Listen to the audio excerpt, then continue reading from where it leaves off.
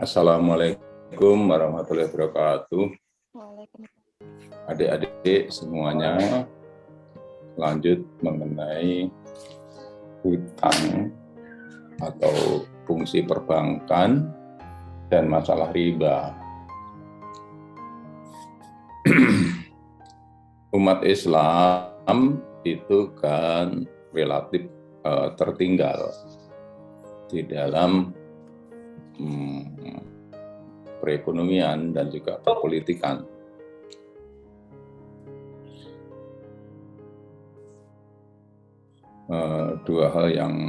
Dua sektor yang sangat penting ya. Kalau sebuah komunitas tertinggal dalam bidang perekonomian dan perpolitikan, ya, istilahnya itu termarginalisasi. Singkat kata, umat Islam atau dunia Islam yang terdiri dari 48 negara anggota Organisasi Konferensi Islam harus mengejar ketertinggalan dalam bidang ekonomi ya, dan juga peran politik. Bukan berarti dalam bidang teknologi sudah oke ya. Ekonomi itu berakar dari budaya dan teknologi. Budaya misalnya halal food, fashion muslim, itu dua industri yang cukup besar karena orang tiap hari kan makan ya. Halal food ini besar sekali. Juga orang tiap hari berpakaian. Ini juga komoditi yang besar sekali. Nah, tetapi peran ekonomi umat Islam itu harus ya dalam bidang industri, baik industri rumah tangga, industri kecil, industri besar, menengah besar. Bahkan industri-industri strategis ya. Pada zaman Nabi SAW menguasai bidang-bidang, kalau sekarang itu ekspor impor begitu ya, ekspor impor, perdagangan pada waktu itu misalnya persenjataan, ya, persenjataan kan termasuk komoditi canggih ya. Kemudian kendaraan waktu itu ya unta dan kuda. Setelah masa Nabi, para pelanjut dari abad 8 sampai 12 merajai ilmu pengetahuan dengan umat Islam itu menguasai bidang astronomi, bidang matematika. Tentu saja itu kemudian bergeser kepada industri ya. Semua ilmu pengetahuan teknologi itu kemudian industri. Industri kemudian ujung-ujungnya adalah ekonomi. Jadi umat Islam menguasai ekonomi juga pada abad 8 sampai abad terutama abad 12 ya. Sesudahnya ya masih bagus tapi mulai menurun. Nah, sekarang umat Islam saya katakan tadi dalam keadaan termarginalkan. Jadi dalam posisi mengejar ketertinggalan. Untuk suatu usaha, peran permodalan itu sangat penting. Ya, saya punya anak yang ekspor, tidak mau berhubungan dengan bank. Ya suatu saat kesulitan, ada order 10 miliar gitu, sudah kesulitan. Ya, kapasitasnya. Kalau pinjam saya ya tentu saja nggak ada. Satu-satunya jalan itu adalah perbankan. Nah, maka dari itu perbankan ini sangat penting ya untuk mendukung permodalan umat.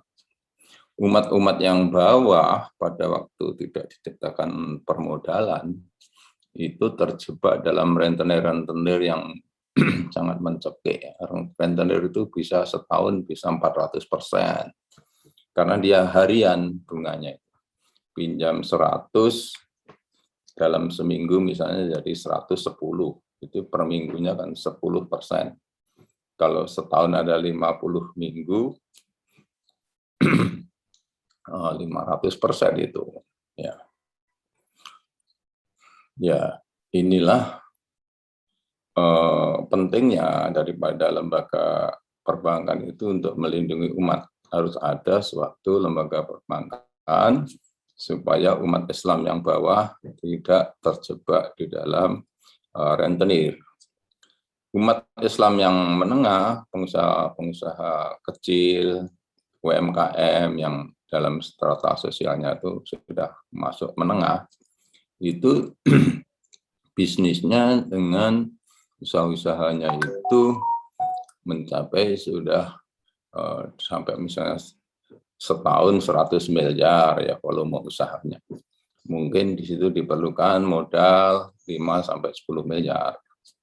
Ini harus juga sudah mulai masuk di lembaga permodalan. Sekali lagi peran umat Islam itu dalam ekonomi yang sangat lebih penting, yang lebih bersifat sosial adalah menciptakan tenaga kerja, lapangan kerja. Sekali lagi lapangan kerja ini sama mulianya dengan berzakat. Berzakat itu kan memberi mungkin setahun sekali. Kalau memberi lapangan kerja tiap minggu, tiap bulan, ya yang banyak itu harian atau mingguan. Dengan demikian, memberi lapangan kerja yang banyak, memang hanya mungkin 1 orang 5, tapi pengusahanya kan ribuan, jutaan, sehingga menolong jutaan orang. Sehingga masuk dalam ranah ekonomi ini sangat penting dan sangat mulia, terutama dalam rangka memberi lapangan pekerjaan yang memberi juga aliran keuangan kepada rakyat. Nabi sendiri bersabda bahwa kalau ada orang minta zakat, baitul mal tenaganya masih kuat, oleh Nabi diminta bekerja. Nah, kita menyediakan lapangan kerjaannya itu. Jadi ada kaitannya. Nah, oleh sebab itu, bagaimana umat Islam ini bisa lancar di dalam menciptakan lapangan-lapangan kerja. Kalau mengandalkan permodalan perorangan, ketemu ini, susah ya. Mungkin sama-sama nggak punya uang, tingkat kepercayaannya juga susah ya, karena kalau tidak diikat oleh perjanjian yang formal, itu sering pengembaliannya juga pledor walaupun sudah disebut umat. Ya. Kan sebenarnya semua pinjaman itu harus ada perjanjiannya, tapi banyak yang itu terlewatkan, ya mungkin sungkan. Jadi paling aman itu kita taruh uang di bank, terus teman yang membutuhkan pergi ke bank. Juga kelebihan umat ini uangnya hanya kecil-kecil, sisa 100.000, sisa 1 juta, sisa 2 juta dikumpulkan oleh bank, terus teman-teman yang bergerak di bidang industri butuh 5 miliar pergi ke bank itu. Jadi sebetulnya bank itu adalah polling aja, atau namanya itu perwalian. Jadi jangan bayangkan bank itu orang kaya ya, berhadapan dengan uang, kita berhadapan dengan pemodal besar, bukan. Kalau bank punya aset 5 triliun, uangnya sendiri mungkin hanya kurang dari 1 triliun. Yang 4 triliun uang rakyat, uangnya orang pensiunan, guru-guru yang kecil-kecil. Jadi fungsi dari perbankan itu mengumpulkan dana kecil-kecil untuk bersatu, mendirikan suatu industri yang penting, yang memberi lapangan pekerjaan, dan sangat penting. Umat Islam sampai sekarang nggak punya industri pesawat, ya. Untuk industri pesawat berapa ratus triliun diperlukan. Tentu saja nggak ada orang yang punya kekayaan sebanyak itu dan sangat berisiko. Ya, tentu saja itu perbankan yang bisa menghandle. Perkapalan, permobilan, persepeda motoran yang paling banyak konsumennya sepeda motor, sampai setahun mungkin 10 juta, mobil di atas 1 juta. Mestinya umat Islam mengambil walaupun 10-20% itu sudah 200.000 mobil. Ya, untuk industri mobil diperlukan modal berapa triliun. Maka dari itu ya seperti ini harus dipecahkan dengan permodalan bersama, yaitu perbankan menghimpun dari orang-orang sedikit-sedikit. Ya. Nah, pentingnya perbankan itu tidak diragukan di dalam memajukan dunia Islam, umat Islam. Kalau asal tolak saja itu ya tidak ada solusi. Umat Islam nanti makin lama makin mundur. Kalau mundur dalam ekonomi lama-lama bisa dijajah. Ya. Kalau sudah dijajah agamanya juga bisa protol. Ya. Lebih-lebih sekarang ya. Sudah miskin sekali dikasih suruh pindah agama ya. Oleh sebab itu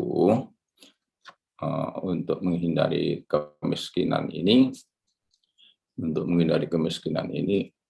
harus diperbanyak pengusaha muslim.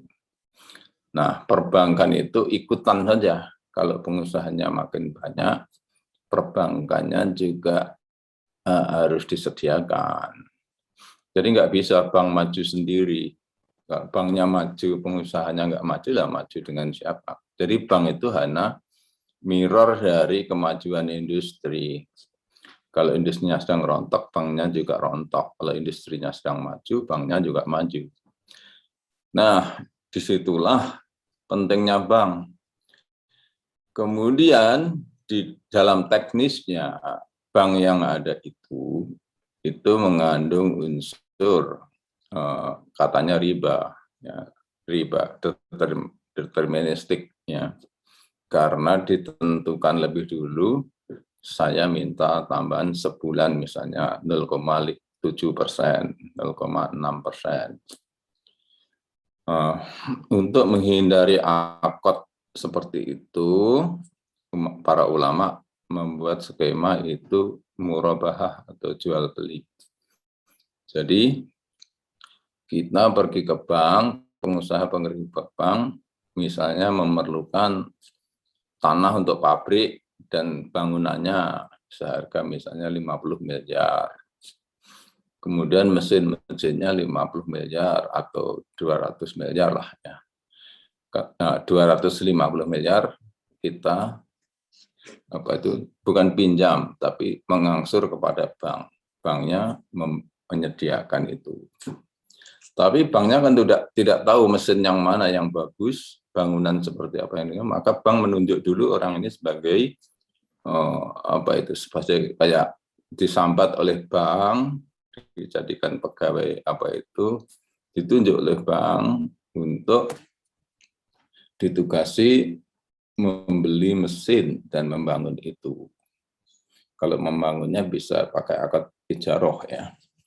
Yang membeli mesin itu ditunjuk oleh bank untuk menjadi wakil bank membeli mesin itu. Setelah mesinnya datang, dimiliki oleh bank, orang ini kemudian mengangsur kepada bank itu. Ya, membeli dengan jalan mengangsur. Dengan demikian, di dalam bank Islam tidak ada akad pinjaman. Yang ada itu akad beli angsur. Ya. Menghindari akad pinjaman, di mana akad pinjaman itu terikat oleh fluktuasi bunga. Kalau beli angsur itu beli putus, karena itu harga. Kalau suatu saat ada krisis, kemudian bunga naik, mestinya Bank Islam tidak ikut naik, karena itu harga, bukan bunga. Tetapi kalau itu normal sedikit lebih tinggi, maka banyak yang mengeluh, ke Bank Islam kok tinggi atau sedikit. Sebenarnya tingginya itu selisihnya 0,5% aja, atau 1% setahun ya. Iya, tinggi karena itu harga. Ya. Itu semacam premi kalau terjadi krisis tidak akan ikut naik. Sebagaimana kalau itu bunga, karena itu fluktuasi. Ya. Ya. Disitulah perbedaannya antara bank berbasis jual beli atau murabahah dan bank yang konvensional. Tapi ya sama-sama mengangsur, rasanya seperti sama. Justru yang pikirannya merasa itu pinjaman dan bunga itu sebenarnya masyarakat. Ya, bank Islamnya itu diciptakan, dikreasikan itu tanpa bunga. Artinya tidak mengandung unsur bunga, ya. Itu harga jual beli. Akadnya jual beli, tapi kita merasa itu bunga yang pinjaman dan bunga. Itu yang salah itu sebenarnya kita menandatangani akad jual beli kok merasa itu bunga dan pokok, ya. Mestinya itu pokok dan labanya bank. Dan kita bukan mengangsur tapi menyicil pembelian mesin itu. Nah, disitulah persoalannya, pentingnya perbankan dan teknisnya itu hanya teknis aja. Tapi seandainya itu tidak ada, ya memang harus dipecahkan. Kebutuhan apa itu permodalan umat itu harus cari jalan lain. Ya. Harus dipecahkan dan itu harus aman dan merupakan suatu sistem negara. Ya, karena Bank Indonesia itu kan sistem negara dan ini alhamdulillah Bank Syariah itu sudah masuk dalam sistem negara, sudah ada IT-nya ya, dengan adanya IT di BI dan di OJK itu kan dari sistem negara. Nah, jadi syariah ini Indonesia ini ya mau tidak mau merupakan negara yang mengadopsi atau mengakomodasi syariah. Ada Departemen Agama, di situ ada undang-undang zakat, undang-undang haji, undang-undang menikah, talak rujuk, menikah dan talak rujuk, kemudian undang-undang perbankan syariah, undang-undang pendidikan, itu di situ juga ada ketakwaan kepada Tuhan Yang Maha Esa. Jadi tidak bisa produk-produk di pendidikan itu bertentangan dengan agama, karena tujuan dari pendidikan adalah meningkatkan keimanan dan ketakwaan kepada Tuhan, kepada Allah Subhanahu wa taala. Nah, jadi Indonesia itu bukan negara Islam, tetapi konstelasi politik sejak kemerdekaan sampai sekarang itu mendorong negara itu mengakomodasi sistem-sistem syariah Islam. Ya. Tidak ada dunia ini yang sempurna dalam mengadopsi Islam. Ada yang Islam dari sisi ritual itu kuat, ya, misalnya negara Timur Tengah, Saudi misalnya. Tapi dari sisi misalnya keuangan negara mungkin lemah. Ya. Buktinya apa? Tidak ada atau jarang ada menteri yang ditangkap. Di Indonesia berapa menteri yang ditangkap, berapa dirjen yang ditangkap, berapa bupati yang ditangkap. Itu menunjukkan sistem yang kuat. Ini sesuai dengan dunia Islam pada waktu itu. Banyak pejabat itu dihukum. Tapi kesalahannya jarang fatal sampai korupsi. Ya. Ada juga yang hidup mewah dilaporkan, kamu bisa hidup mewah, panggil khalifah. Ada yang curang dalam balapan kuda, dilaporkan, panggil khalifah, dipukuli itu. Dipukuli hukum cambuk, terus pulang ya jadi gubernur lagi. Tapi rakyat bisa memenangkan, lapor khalifah, menang rakyatnya, dan gubernurnya tidak berani. Kalau dia berani curang lagi, lapor lagi, nanti tak gebuki lagi. Itu dari gubernur Mesir yang dibawa ke Madinah. Ya, jadi Indonesia ini memang mungkin tidak mewajibkan ya, secara ketat, mungkin ritual ya, tetapi kesadaran ritual dari peraturan perundangan di pendidikan itu mendorong kesadaran yang luar biasa. Masjidnya itu paling banyak di dunia. Ya. Kemudian kesadaran berkerudung, kesadaran beragama itu hampir setiap, bukan hanya desa ya, sub desa, dukuh atau kampung itu punya masjid, punya komunitas Islam, punya pengkhotbah. Ya, ini menjaga daripada agama. Berkah dari ada pendidikan yang kemudian risalah ini sampai kepada seluruh umat di Indonesia ini. Nah, maka dari itu jangan disepelekan, pencapaian-pencapaian seperti ini harus disyukuri, jangan misalnya melecehkan Depak atau Depak itu dengan 200.000 guru agama itu adalah mewakili kita dalam menyampaikan risalah kepada umat. Siapa yang bisa berdakwah sampai pelosok desa seluruh Indonesia dengan istiqomah artinya apa? Tidak pulang ya sampai pensiun ya, sampai umur 60, dari umur 20-40 tahun tugas di sebuah desa terpencil. Nanti kalau dia pulang tarik lagi diganti orang lagi. Nah, itulah sistem depak. Jadi harus kita ini secara nalar, secara bersyukur, secara memahami, ya, secara terbuka, jangan a priori. Ya. Itu saja. Mungkin adik-adik mau bertanya.